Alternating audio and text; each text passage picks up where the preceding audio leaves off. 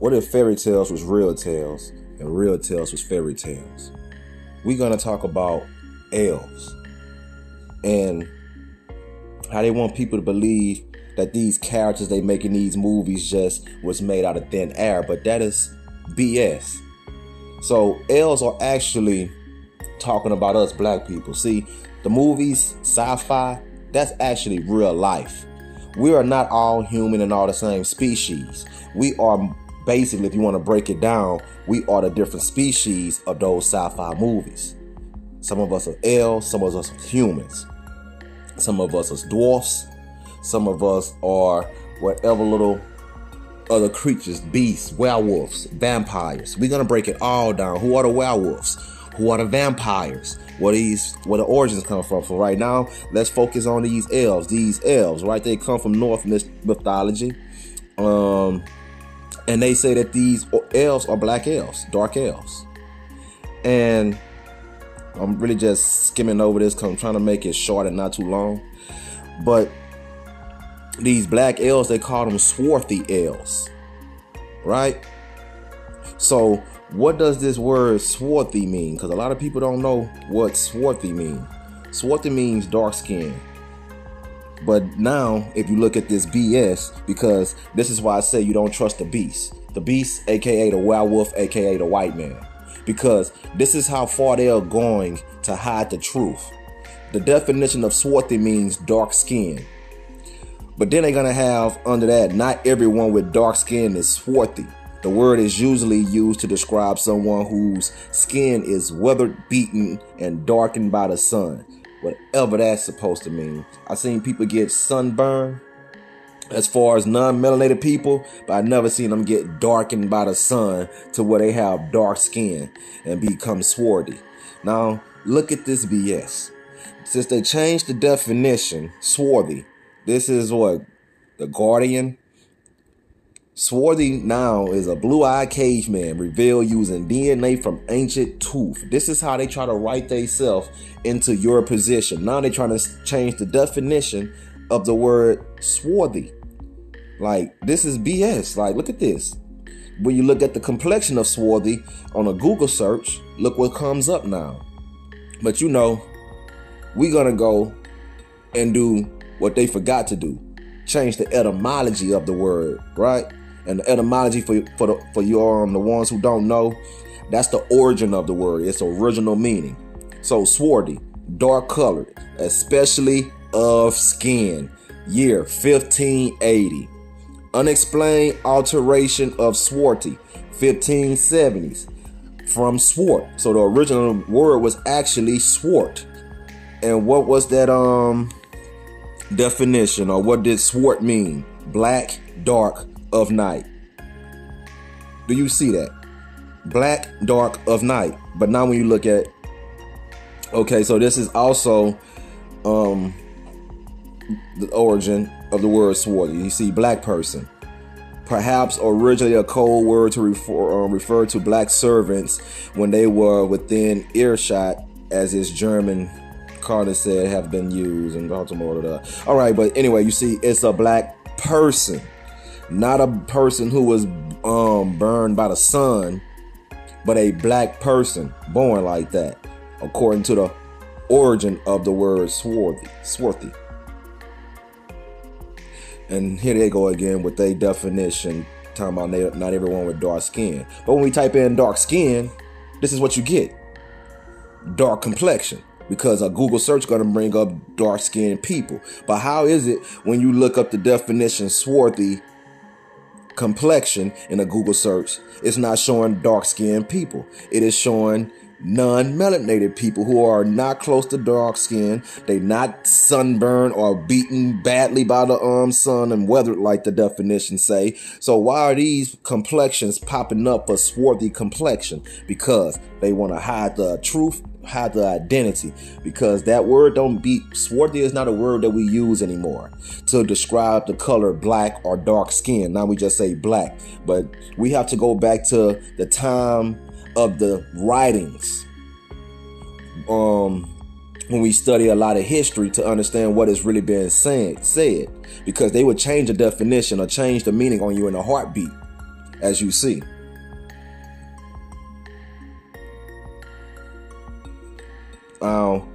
Back to the Elves. Most of the surviving mythology centers on the plots of the gods and their interaction with several other beings, such as humanity and the Jotner, beings who may be friends, lovers, foes, or family members of the gods. So you see that humans and a Jotner are two different beings. One of them may be friends, lovers, foes, or family members of the gods. And I might be pronouncing that word wrong, you guys. Bear with me. I don't, bear with me. You see what it says. So humanity and these Jotners, which is the Elves. What are a Jotun? As you see, it's pronounced two different ways, Jotun or Jotner. But it's a type of entity contrast with gods and other non-human figures, such as dwarfs and elves. We are not humans. The humans we are man. Well, if you want to talk about it on this just simple terms, how we go about describing who's who today is man, human, and mankind. So we will be considered man today, and then you have humans, and then you have mankind. But when we go into sci-fi, that's what I'm breaking down right now. Who are we in sci-fi, which is actually the real world? We'll be considered these elves, and we're not human. We're something else. We're a type of entity that contrasted with gods, right? Are we children of the gods, right? This is what they saying. So what they say, furthermore, various world deities such as Odin and Thor are descendants of the Jotner, which means these guys. Isn't Odin supposed to be a god and Thor supposed to be the guy, and they descended, so they also are these elves. And if you take the elves and you spell elves, what's the first two letters? E-L, El, Elohim. Yeah, a lot of the elves, the last name mean they first name end in E-L, just like our names in the Bible: Samuel, Emmanuel, Michael, Gabriel, Daniel. We have a lot of L's. I just went blind, But anyways, so this supports the idea that the distinction between gods and the genre, aka the elves, is not clearly defined, and they should be seen as different cultures or peoples rather than different types of beings. So they saying don't get Odin and Thor confused as different, like Odin and Thor are just like the elves. They saying that they are not different type of beings. The only thing that may be different is their culture. No different than the children of Israel, right? And the Egyptians. Both of them are descendants of Noah. So they are the same beings, but they are different peoples and have different cultures. But they come from Noah, that stock of Noah. So that's what they saying right here. That they Odin and Thor might not be the exact as the elves, but they still are the same being. They made it the exact same thing. One of them, they just have different cultures and are considered different peoples, right? So what do elves like? They like nature, magic, art, music, poetry, and the good things of the world. They are more often amused than excited, and more likely to be curious than greedy. I mean, if this not us, are we going back to nature? Don't the women and males like to dig in their magic, tarot cards, burning candles?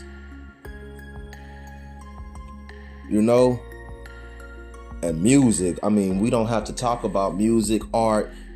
That is us. We are the artists of the world. So, right there's another thing that show that we are the same, right? So they say that while human adults hear noises from 400 to 20 hertz. Elves hear from 1,000 to 30,000 hertz, a slightly higher range. It's probably why elves speak in higher pitches than humans. Oh my God. And everybody want to ask the question, why are black people so loud? Well, according to this, elves hear from 1,000 to 30,000 hertz, a slightly higher range from the humans. So this is probably why elves speak in higher pitches than humans, which is why black people are so fucking loud when we talk. Just like the elves. I mean, let's talk about sex. So I'm not going to read this whole thing. I'm about to go to the highlights. Elves treat blind sexual passions as animalistic. In some ways, that is the main reason humans seem inferior to elves, like animals in behavior. And now we're acting like the animals.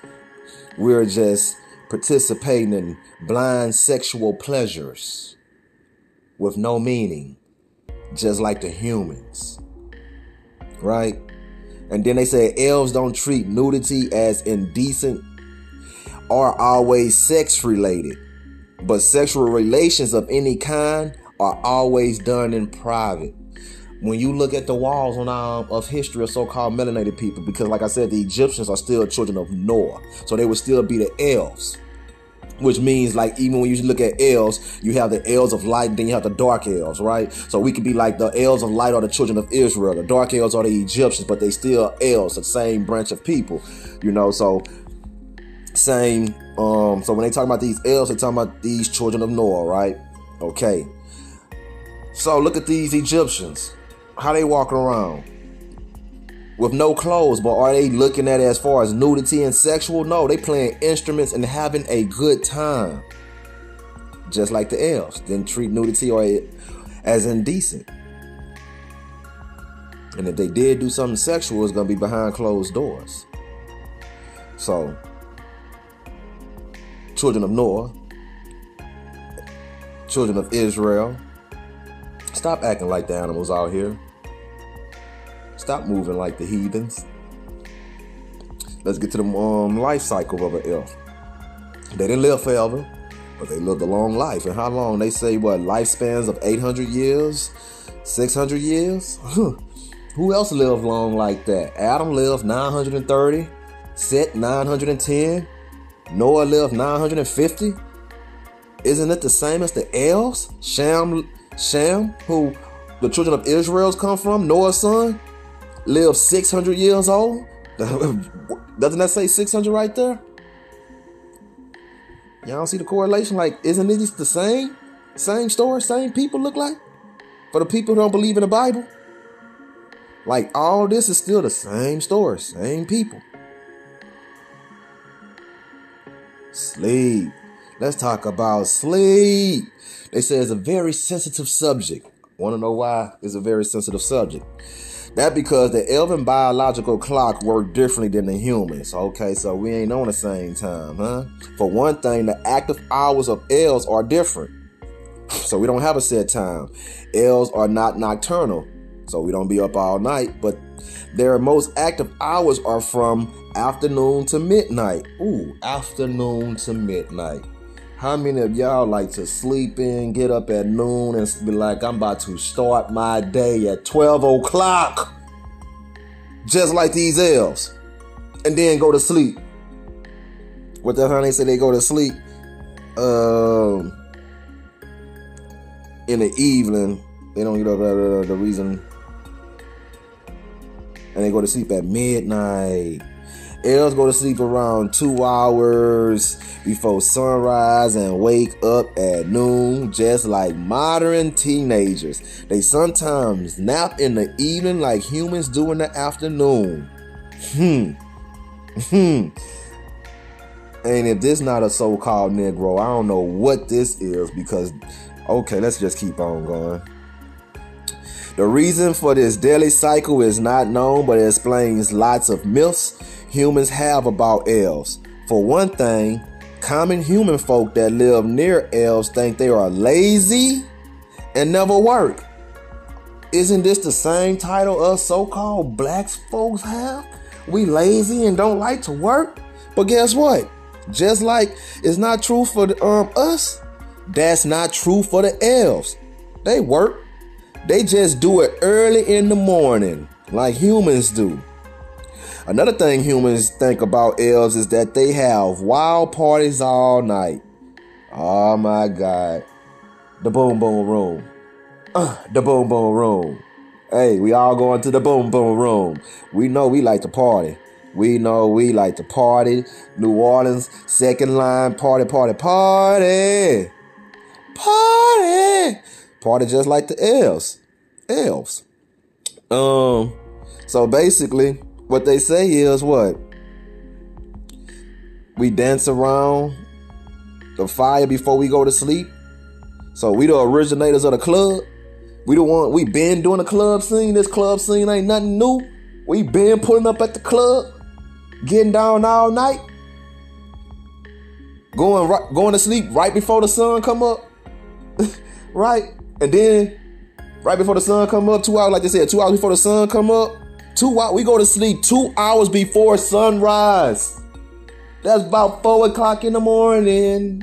Conversation got boring. Say you going to bed soon. And then what? We gonna get up at noon and start our day over and do the same thing. Now tell me we ain't the elves. Man, tell me this not us. If this not us, man, I don't know who it is. Y'all better stop believing that these fairy tales are not real. This people are us. We are the elves, right? Let's get to the food and the drink. We are what? Our diet is not the same as the humans, even though now they put us on their diet. We don't need as much protein as them, carbohydrates as them. We good with fruits and berries. But when you look at them, they like their meat. You know? We like our roots, mushrooms, some nutritious things. And they say when we do eat our meat, we cook it. Why would they stress the fact that we cook our meat? Like, don't everybody cook their meat? Like, isn't that normal? And then roasting it on a fire. We love some barbecue, don't we? We been on that grill, man. We been on that grill. But let's go back to this cooked meat thing. Why would they stress the fact that when we did eat meat, we cooked it? Because the beast, aka the werewolf, aka the so-called white folks, and the vampires, which is the Asians, they like they meat raw. They like they meat raw. Now let's see what vampires and werewolves like to eat. You. They want to suck your blood, the blood of the gods. The elves. They want that youth, that longevity in life.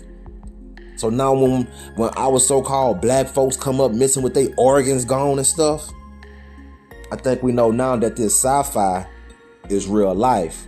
And some of these werewolves and vampires are still eating us, still to this day.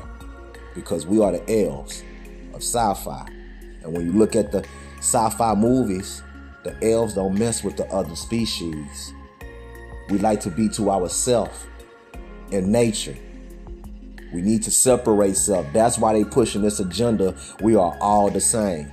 No, we not. Now, I didn't want to make this video long. So what I am going to do is make a video on the vampires and make a video on the werewolves. Just like I did this video with the elves.